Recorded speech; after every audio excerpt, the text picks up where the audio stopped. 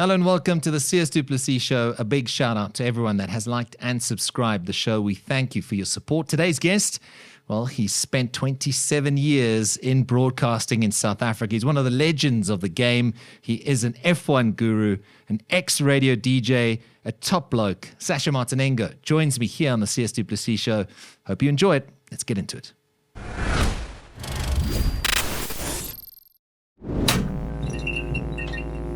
Hello and welcome to the Sias du Plessis show. It gives me great pleasure to welcome one of the legends of the broadcast industry. He's the F1 authority in my humble opinion, Sasha Martinengo. Thanks for making time, man. It's great to see you again after all these years. Yeah, Sias, it's been a minute or two. And you haven't changed. Look, you still got all your hair. Sunscreen. There we go. I wear a cap because I don't have any hair. But it's great to be here. Thanks, man. Sasha, firstly, congratulations. I know you've pivoted into this paddle world and we'll delve deep into that. And I just want to say, it's remarkable to see how you've really embraced this new space. You must be happy. You're smiling. I see you on the socials, on Instagram. It's all about paddle at the moment. Yeah, it was one of those things that just happened out of the blue, and I saw this game. And as a kid, I was a huge tennis player, and then I didn't play any racket sports for years and years and years. And then I found this game, and I just totally fell in love with it and embraced it. And I said, you know what?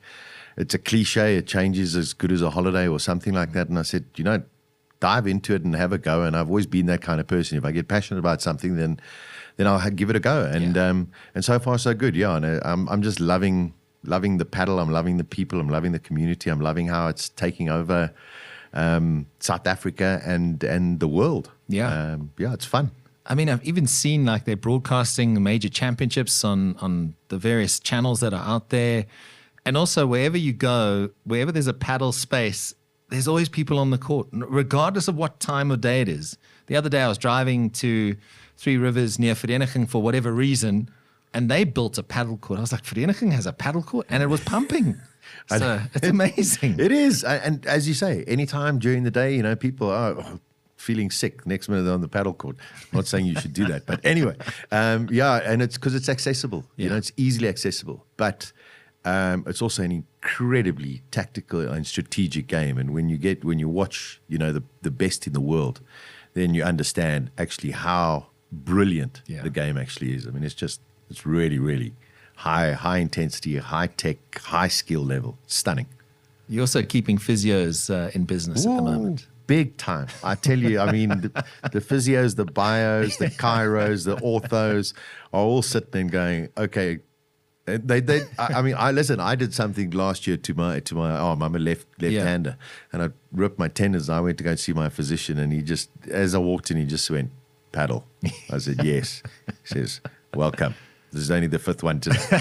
So, yeah. But, I think people are beginning to understand how to look after themselves a little bit better. 100%. But, yeah, good. It keeps the economy going. Absolutely. I think the silver lining is people are getting out and doing something. So that's it. You know what I mean? At the end of the day, we have golf, and there's tons that happens on the golf course.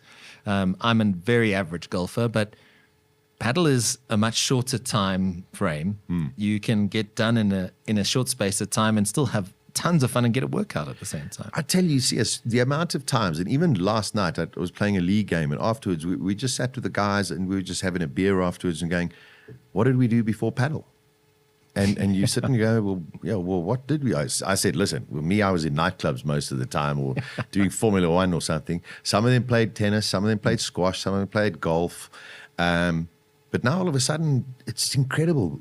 Kids, students, and specifically the adults, now got something to do, male and female, just getting out there, never played a racket sport in their life, and the fun, and that's what it's about. When you see somebody smiling, doing something, then you know that you're on a winning track. I suppose you couldn't always see it, but you could hear it when people listen to you on the radio, right? I mean, there's something about that connection with someone sitting in their car, in the office, commuting on a bus, taxi, whatever that may be. You can hear it that they're smiling. Do you miss radio? I mean, you've had a fantastic journey. I mean, almost 3 decades. Do you miss it? The elements I miss. Yeah. Yes. I look back and I go, goodness, I can't believe how quickly it went. Yeah. But it got to a point where, yes, and I just thrived on, you know, when you're doing radio, and what a lot of people don't understand is, oh, well, you just sit there and you talk and then you hit a button and you play some songs or whatever. And they don't realize actually the preparation that goes into it and the amount of thought process, mental energy that it takes to actually put on a radio show. And I was always 100% committed to every single show. And then one day towards the end when I stopped doing radio, I woke up and I was doing a breakfast show from 6 to 9 in the morning. And by 6:30, I was on air, and all I wanted to do was go home. Yeah.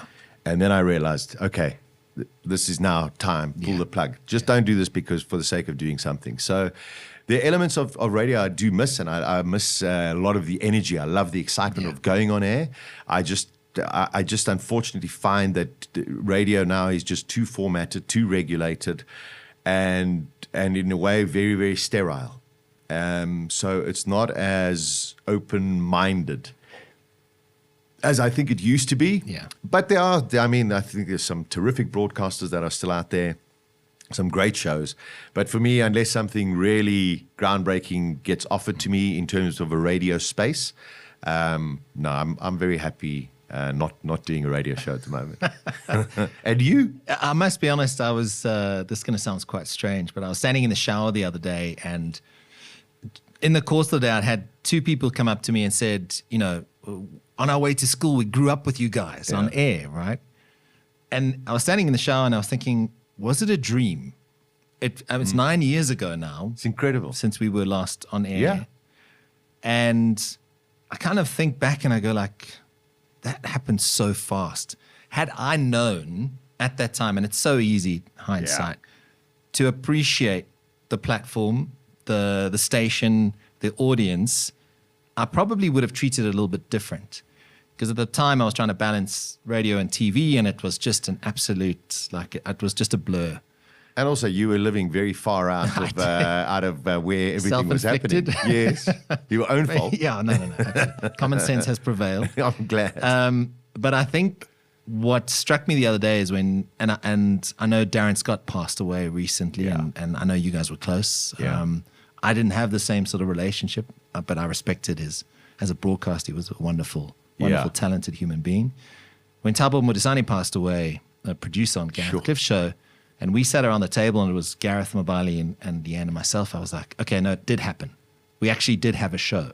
We did exist, and you kind of appreciate.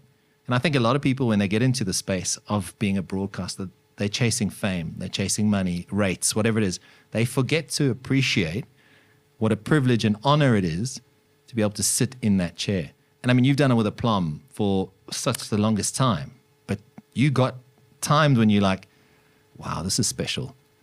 Yeah, but you know, you bring up something that is so significant and so important, because when you first get into radio, you know, you are this little goldfish in a big sea. And then all of a sudden you become the shark. Yeah. And yes, all of a sudden you do think you're a demigod. You do think you are actually quite special. But if you've got certain people around you who can keep you sort of grounded in a way, it does help. Yeah. But I mean, listen, I from my perspective, I did appreciate every moment that I was on air. But there were also times where I just sat and went, man, this life is so cool, et cetera. But that's the journey I think any broadcaster goes through. And those who are on air now, you know, when their careers eventually, you know, stop, or they decide to stop it, they'll also be sitting and going, yo, did that actually happen? Yeah. And so you know what? Sure, embrace what you have, no matter what you're doing, you know. But if you are in broadcasting, embrace how special it is to be the one who actually hits that button and talks to hundreds of thousands, millions, or even just that one person. Yeah. That's what's special. Absolutely. It's just so great hearing your voice again, man. I mean, it's so good. Number one, it's so good to see you and hear you as well. I mean, you've taken the bull by the horns over the years. No, and that's been thanks, amazing. Man. Thank you very much. I really appreciate it. Yeah. I've just had some wonderful people around me that have made it but you've happen. been instrumental in driving it. So Thanks, it's also really, really special. Your story dates back a long way, and I know it was going through almost like the sort of record labels before you. mobile DJs before you got to radio, right? In the 90s, were 3, 4 somewhere, and you finally got your break on 5. Yeah.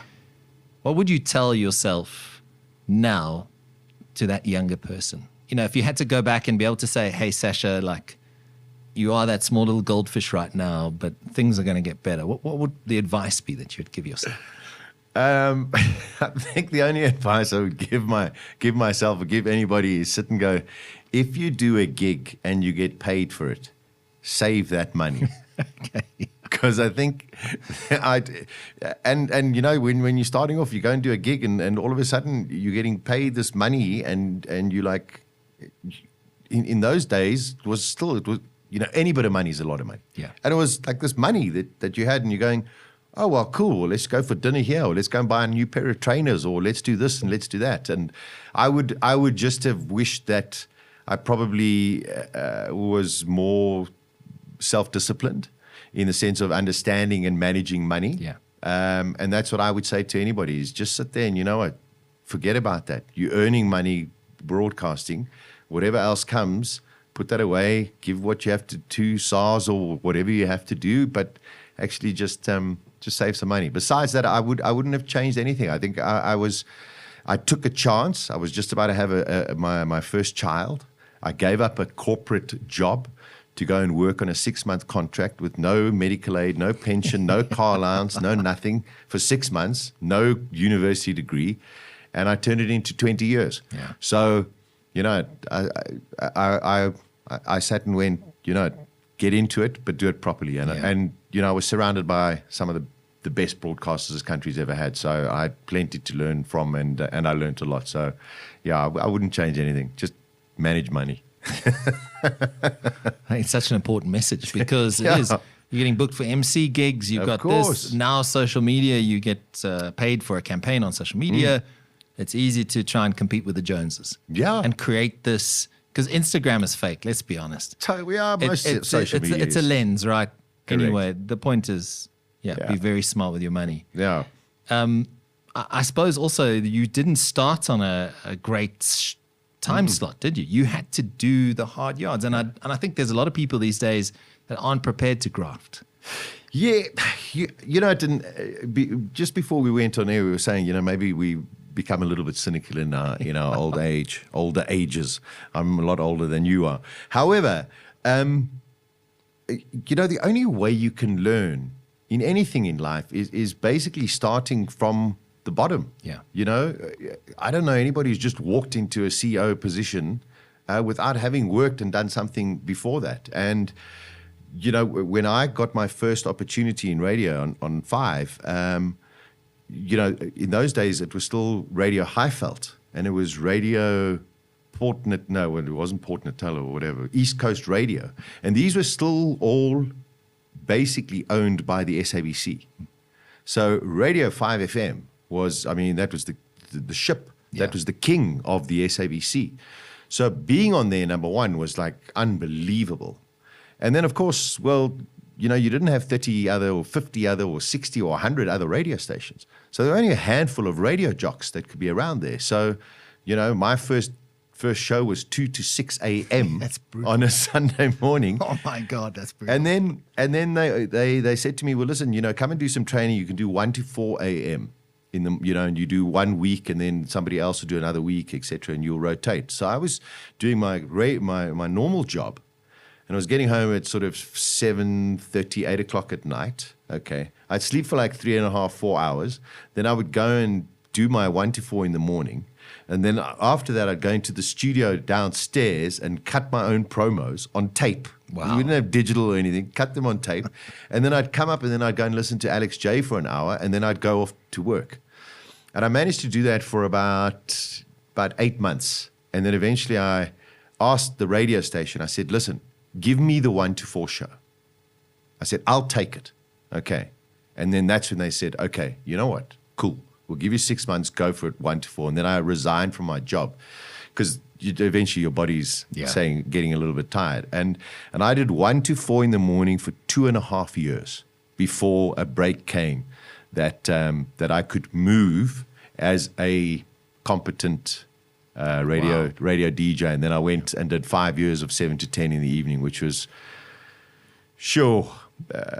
probably besides maybe doing the top 40, which was just a whole host of fun. Yeah. But doing my 7 to 10 for 5 years on 5FM, probably the best 5 years of radio.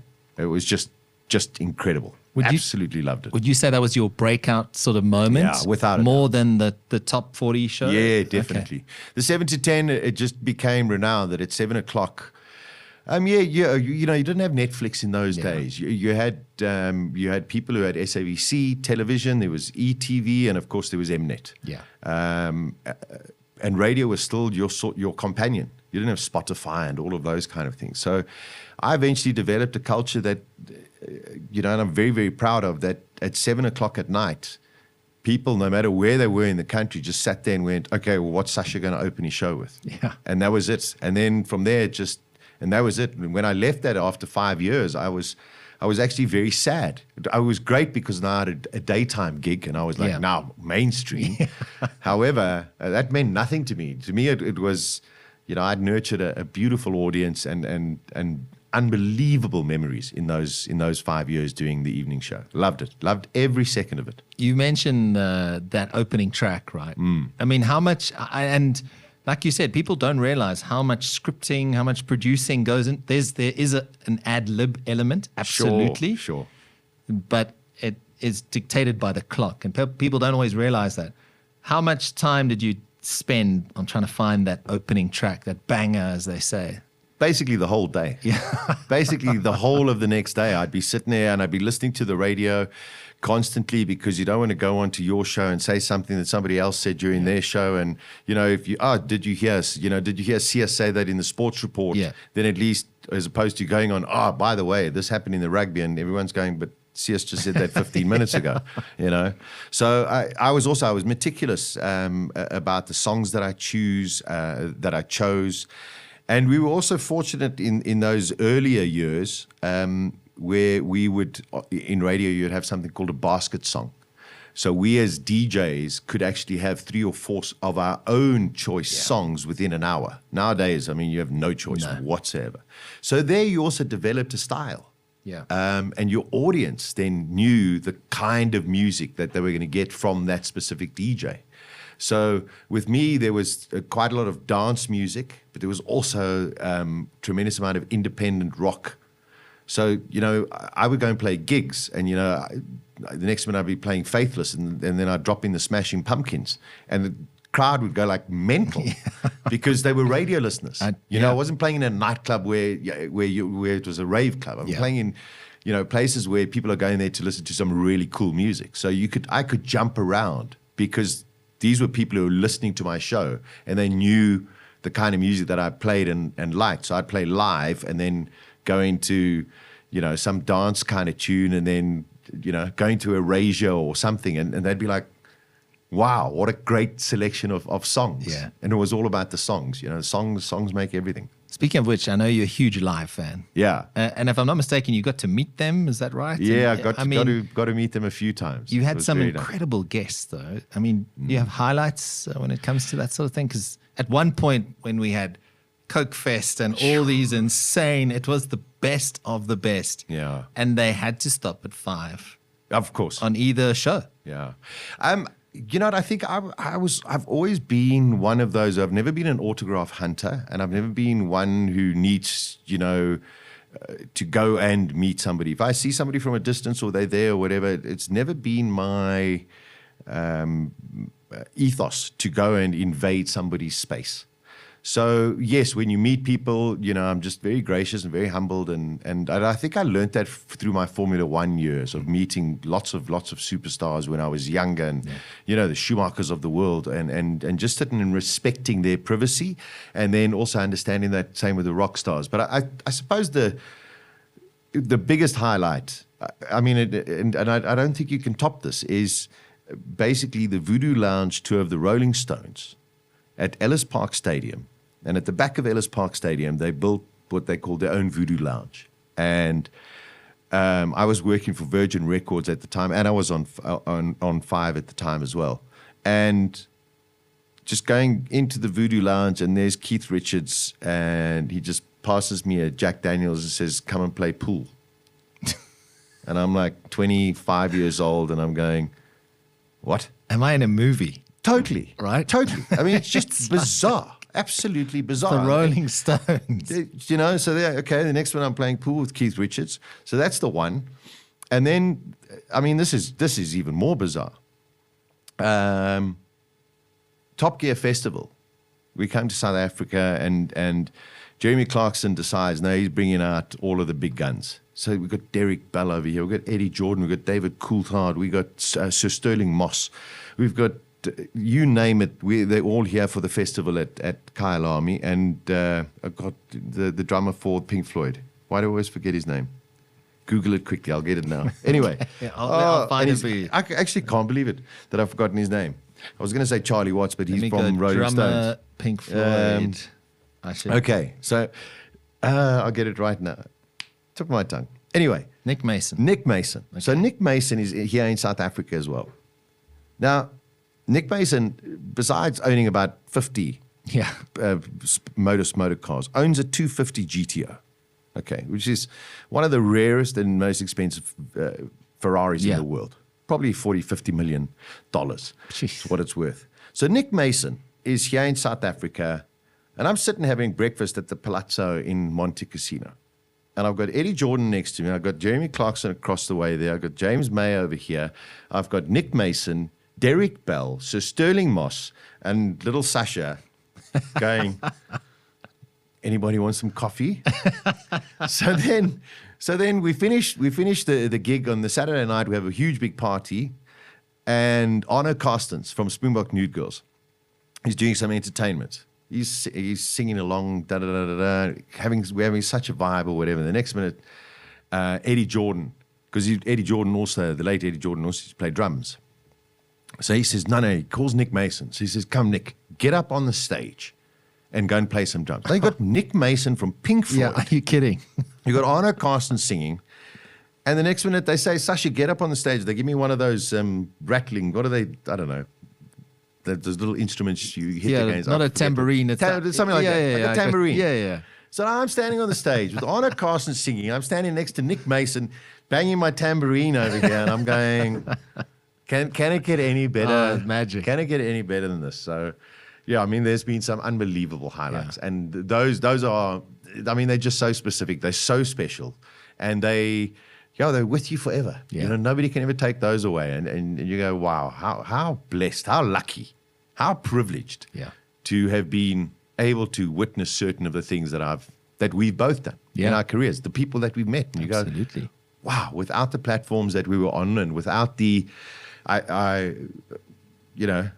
don't say it in jest, without the expertise that we had and have and what we do, and we do get these opportunities. And I mean, as we get older, yes, we embrace them a lot more, but man, you cherish everything that happens in your life. It's amazing. We haven't even scratched the surface about your Formula One. I mean, and I have no doubt in my mind you are still the authority in South Africa when it comes to anything Formula One. And you know, obviously, if I look at the career you've had, I think it was 17 years on Supersport doing Formula One. I mean, that is, if someone had told Sasha Martinengo on day one of the first time you were talking Formula One on Supersport, you'd be doing this for 17 years, would you have believed them?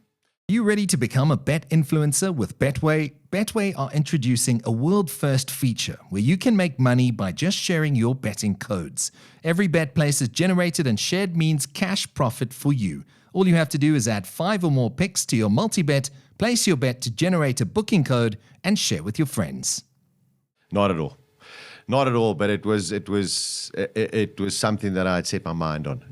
You know, when I was on radio, when I did my 7 to 10 show, that's when I really implemented my Formula One knowledge, and I had a Formula One segment every single night. People tuned in just for that. Just for that. Yeah. And from there, I spent the good part of 13 months sending my CV through to Supersport every month. SABC at the time had the rights to hosting the races on television, but they had no build-up, or if the build-up, it wasn't that fantastic. And then they just showed the race, and then it was done. And then I had got wind that Supersport were going to get the rights, and I just sat there and I said, if you are going to, please give me a chance. I'd love to have a go. And then I just remember getting a phone call and saying, okay, well, listen, first free practice is at 2 a.m. for the Australian Grand Prix 2001. Good luck. And we went in the studio. It was myself and Gary Formato. And Benedict Macher. Myself and Benedict Macher. And we get in there. Never done television or anything. Earpiece in your ear, whatever, blah, blah, blah. Still to this day, my very good friend, Johnny Bales. And he's in my ears and he goes, there's no commentary. And now, as you're sitting down. So now you're expecting to sit and say, hello, everybody, welcome. Yeah. Here we go. Let's go to free practice. Yeah. Okay, because now all of a sudden Supersport is going free practices and qualifying and everything, whereas SABC just showed the race. Yeah. So now you had everything, but then they go, oh, there's no commentary. And now you got, boom, thrown in. And in those days it was 90 minutes. Yeah. So when you got to go on air, never mind that you're prepared to talk about what's happening in the world of Formula One. Now all of a sudden you've got to commentate. Now you've got to try and remember the corners and what they're going through. It was proper. I shat myself that first one, but thereafterwards it did get easier. Yeah. But it was an incredible journey, and I'm very proud of what Supersport allowed us to do, and the ideas that we came with, and the absolute F1 show, and it was pioneering. It really was pioneering, and I mean, I even got a personal message from Gayton McKenzie, the Minister of Sport, the other day, when he was talking about South Africa, a bid for South Africa, and his words to me were, I said at verbatim, he went, Sasha, I just want to thank you for everything that you've done in Formula One. Everything I know about Formula One is because I've been watching and listening to you. And I was like, wow. So I just hope if we do get a grace, but I hope he invites me. You know what I mean? He Hello, might Gayton. not be sports minister by that time. He might be another portfolio. Who knows? Well, just, you know what? Yeah. Talk to a mate. Whoever's sports minister, just remember the words you said. I think let's just unpack that a little bit, Sasha. I mean, I know I've chatted to you a little bit about this, and we know Kyle Army is iconic. Yeah. I remember you regaled me like having watched the races at Kyle Army. Where are we in your opinion? Are we close to this? Is it something we can actually get excited about? I think it's such a multifaceted question. I think we are close. Okay.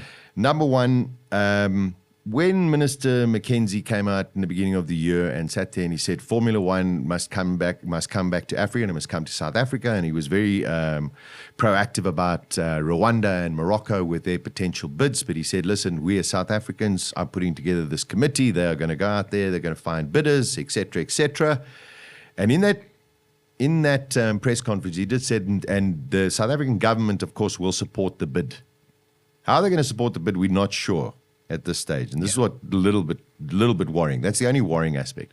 There's been a very, very strong bid for Kyle Army. I know of the promoters who have come up, they've had to put down some money, and it's so much money, and I'm like, forget the money at the moment. Apparently it's a world-class bid.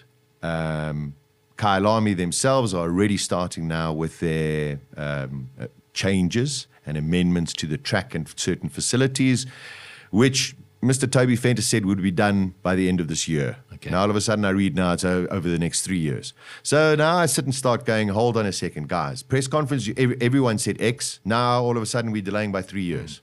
That means 2028. Yeah, that's... Okay, I mean, hello. I'm like, no. So you told us one in the press conference, you said something else in what's happening on the ground. The biggest thing is finding the money, Sias. Yeah. Our rand, unfortunately, has to compete against the dollar, and the dollar is the currency of which the whole of Formula One works, and anything in the world basically works. So when people sit there and say, well, you need $50 million, to put on a Grand Prix race, you sit there and you think, $50 million is nothing. Think about it. Yeah. Think about it. You go to America and say, okay, we're going to put on a show or whatever. It's going to cost $50 million. You think, well, I mean, it's money, but it's not real money. But we can get there. We can get there. Yeah. But now you go to South Africa and you say you need R1 billion. Yeah. Now you got that's a completely different number. Yeah. So that's, I think, it's a hindrance, but it is possible. And if government does step in, and they should, and they do know the model, and you know what it is, you can go and search it on just search it and go and sit and say, how does the Formula One sponsorship model work? And I promise you, if you get a 5-year deal, by year 3, you actually are going to make a fortune of money as the promoter, because they're the ones who are the most likely to lose. Yeah. And of course, the government, if they put in R1 billion, I promise you they will make R1 billion just on the tourists that come to South Africa in the first year, without a doubt, because our money is cheap and we have every facility in the world. People coming over here to watch a Formula One Grand Prix, we have brilliant facilities. Yeah. And then the next minute, they're in Cape Town for a while. Then they're up in the Kruger Park, or they're at a private game lodge or whatever, and it's costing them £5. Come on. African Safari F1, man. It's a no-brainer. Yeah. So the question is government needs to sit and say, you know what, here's the deal, secure it. Yeah. And then afterwards, sit and go to the promoter, okay, go and find whatever you can in terms of big sponsors, et cetera, who are committed for over the next 5 years. But to go and ask one sponsor right now for R1 billion, it's going to be very, very difficult. But I think we do have potential. I think we are close. And Cape Town, they're also... No, don't even go.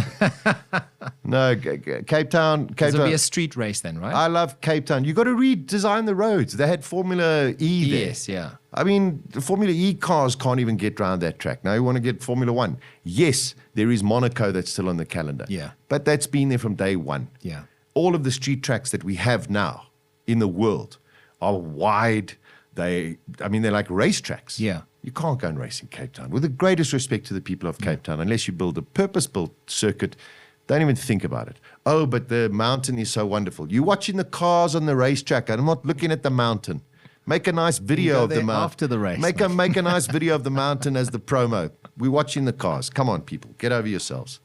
Sasha, I've got to ask you, this week, obviously, and when this episode airs, it'll be a little bit further down the line. We'll probably have a new boss at Red Bull. What have you made of this whole standoff, Christian Horner being axed, Verstappen being linked with Mercedes? I've got to tap in here. I mean, I've got the guru in studio. Why not?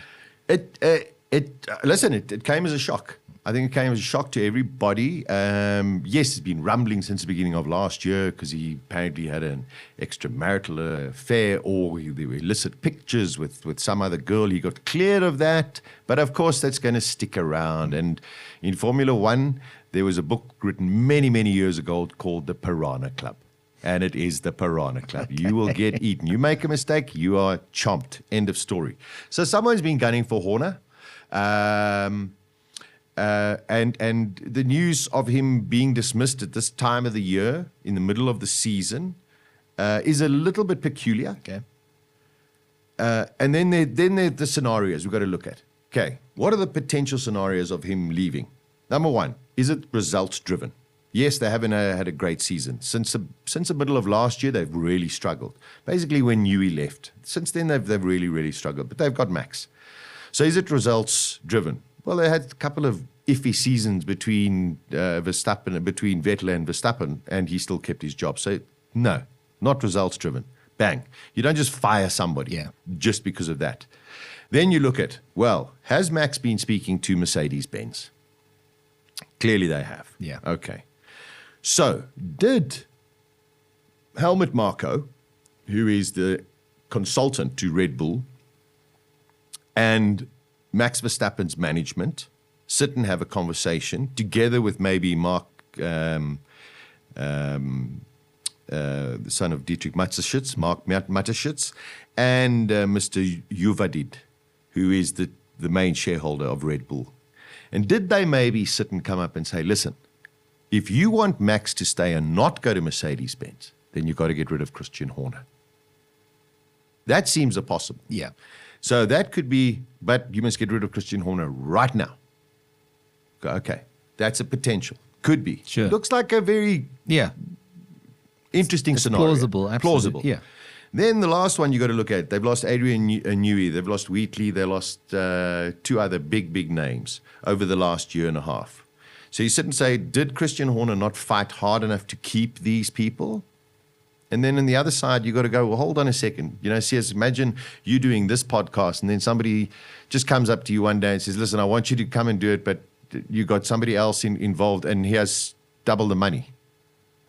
Yeah. What you're going to stay at Red Bull out of loyalty? No, you're not. If somebody offers you a chunk load more money, of course you're going to go to McLaren or somewhere else or whatever. So people leaving the team happens with all of the teams. Yeah. So the only plausible way I can understand is either he became too big for his own boots, in the sense when Dietrich Mateschitz died, he basically thought, I am Red Bull. Yeah. And perhaps created some problems internally within the organization. Or there's an extenuating and outside factor, which could be that an ultimatum was given. Listen, if you want Max to stay at Red Bull, you've got to get rid of Christian Horner. Yeah. It's all speculation. Maybe we'll find out one day, maybe we won't. But it's massive blow, you know. 2 decades in the sport. Two decades in the sport with Red Bull. Yeah. 8 drivers' championships, 6 world constructors' championships. You know, anybody who sits and laughs and smiles and says, good, it's good riddance, etc., you know, just calm down and just sit there and say, look at this man has achieved. Whether or not you liked him, you didn't like him. Just look at what he's actually achieved over the 20 years at Red Bull. And I'm sure he's as confused and probably emotionally raw after this hell of a beating. Yeah. It's a proper beating. Wow. Is it fair to say that they've got some serious work to do on their car? I think it is fair to say that, but I think all of them do. All of the teams do. Without a doubt, if you look at the current season, at where McLaren is, everyone is struggling. McLaren seem to have found some kind of loophole, especially at the end of a tenure of technical regulations. So everyone has got work to do, but clearly they have got an issue with the Red Bull in the fact that only one person can drive it, and that is Max Verstappen. And I say this without any form of escapism. In my opinion, Max Verstappen is probably the second or third greatest ever racing driver Formula One has ever seen. Without a doubt. The guy is incredible. So he holds all the aces. Yeah, at the moment. he's definitely. And the thing is, he might still go to Mercedes. Well, that's it. So then all of a sudden now you lost Horner, Newey, you name it, Wheatley, everybody, and maybe Max Verstappen. Then you go, okay, now who made this decision? Yeah. Yeah. So it's very interesting times. Humor me. Max goes to Mercedes. What do you expect? To be competitive straight away, or, considering your statement? Yeah, without a doubt. Okay. Without a doubt. The only problem is, what do? Do you team him up with George Russell, or do you team him up with Antonelli? And they're great mates, aren't they? Oh, yeah, the two of them. Out for dinner every week. Yeah, very good mates. And what do you do with Kimi Antonelli? Yeah. Antonelli is going to be a next super. He is already. I mean, the way that he's managing to keep just about pace with George Russell in his first season is extraordinary. Yeah. So what does Mercedes do? And then what? George Russell goes to where? To Red Bull? I don't know. Yeah. Listen, we know Formula One, Sias. Anything can happen. It usually does. I wouldn't take it off the table, but it all depends on how Laurent Mekies defines his role as the new boss of Red Bull, and actually who's going to be in charge of that team. Helmut Marko's getting on, and they can't rely on him that much anymore. Yeah. So who actually, besides Laurent Mekies, is Oliver Mintzlaff going to be making the decisions, or they're going to bring in somebody else that actually oversees this whole team and becomes the big boss, and then guys like Mekies, Laurent Mekies works under him. Very similar structure to what McLaren have with Zach Brown and Andreas Stella. Yeah. So Red Bull, I think, going for a little bit of turmoil now that they've decided to get rid of Horner. Your regardless. beloved Ferrari and Lewis Hamilton, what have you made of that? Been disappointing, to be very honest. I was very excited when it was announced. I thought it would be fantastic for a 7 times world champion to go and race at Ferrari. I think it's every racing driver's dream to go and race for Ferrari, whether they're having good or bad times. You race for Ferrari. I think a lot was expected from the beginning of the season. It hasn't materialized. Besides the freak win in the sprint race in China, both Leclerc and Hamilton have really struggled with this car. They seem to have identified what the problem is they just can't seem to find the solution that is appropriate for every single track that they go to. So I'm sure they're working furiously right now, and hopefully they have a much stronger second half of the season. And I'd like to see, Lewis at least win a race for Ferrari. It would be very, very special. And Leclerc to win a few as well. I'm going to ask you, Sasha, we look at Brad Binder and what he's done in MotoGP, and it's phenomenal considering there's this kid from Krugersdorp who is, he's not a kid anymore, but it's done phenomenally well. Are we still miles off someone potentially jumping into an F1 car, a South African? I mean, I excuse my ignorance. Maybe there's a young, talented driver that's on the cusp, but are we miles off or are we closer than we think? It's such a brilliant question. It really is. I mean, and Jenna, when you mentioned Brad, and he's just such a brilliant guy, and the troubles that he's having this year, you just feel for the youngster, but his talent, so I'm sure he'll be around. But when it comes to the world of Formula One, most of the time people go through Formula 4, Formula 3, Formula 2, etc., etc. So at grassroots level, we've got some fantastic young kids in karts. Yeah. Okay, and that's where you got to start. Brilliant, brilliant kids in karts. But now again, you say, okay, brilliant here in South Africa. Now we've got to get them into Europe. And then you've got the cost factor. So you get a couple that go over there, and some of them do quite well. We've got people racing in the Asian series, in karts and Formula 4. We don't have anyone at present driving in single-seaters in terms of the Formula 4 championship or Formula 3, Formula 2. However, look at the Van der Linde brothers. I was about to say. Look at Jordan Pepper. Now, the Van der Linde brothers, Sheldon won DTM. Calvin nearly won the DTM championship. Jordan has just won his first DTM race. They've all won 24-hour endurance races. The Van der Linde brothers are both, well, Sheldon is definitely the hypercar driver, okay, which is Le Mans. And Calvin did a couple of Formula E races as well.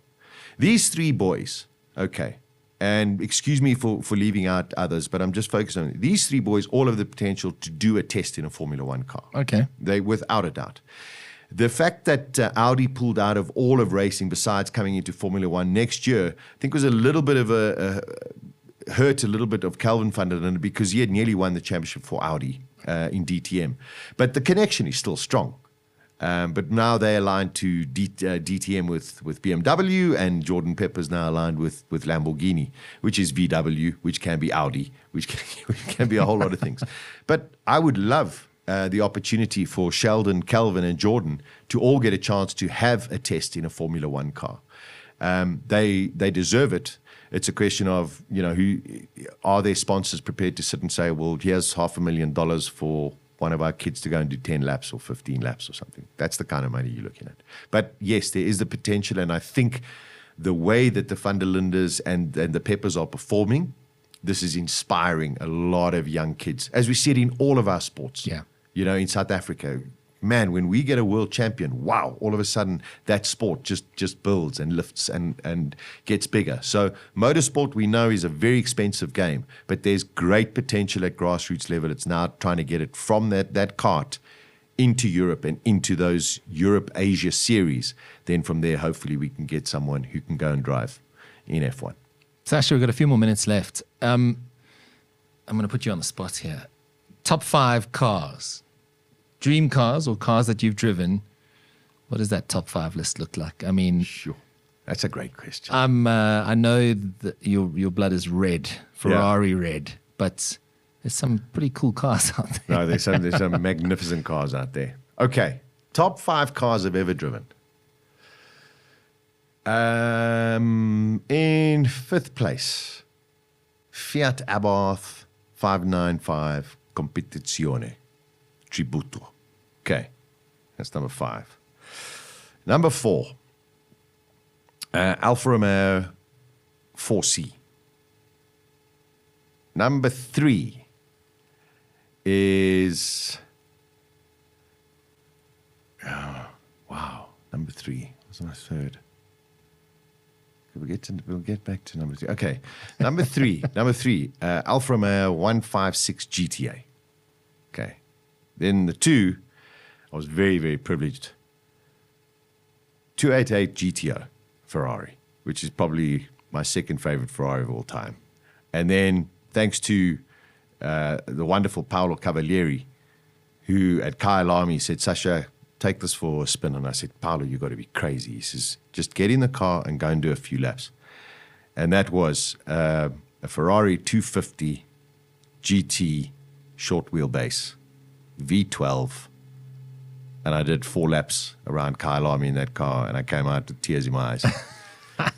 And yeah, those are road-going cars. And of course, the greatest experience of my life has been driving a Formula One car, and I've driven 3 different Formula One cars. So I'm only about 75 behind Martin Brundle. But that's the greatest experience, yeah. And is there a dream, is there a bucket list car, I mean, that's still out there that eludes you to this day? Yeah, I think, if I could afford that car, I would probably buy myself a Ferrari 812 Aperta Competizione, without a doubt. I'm going to have to Google that. I'll get involved. But get involved. With the Novitec package. Okay. Okay. That's the level. You'll hear it from Durban. Trust me. That's how loud it is. Sasha Martinengo, I've got to thank you for your time, man. It's been, time has flown past. It's been great to catch up and see what you're up to and keep up the amazing work. I mean, there's the coaching on the paddle. I mean, you went to Spain to get your qualification. There's a paddle MBA. Yeah. It's all happening in your world. It's lovely. What an absolute treat to sit and talk about some great memories. Yes, I mean, I'm humbled, really humbled. Thank you very much. Sasha Martinengo, thanks for your time. Thank you.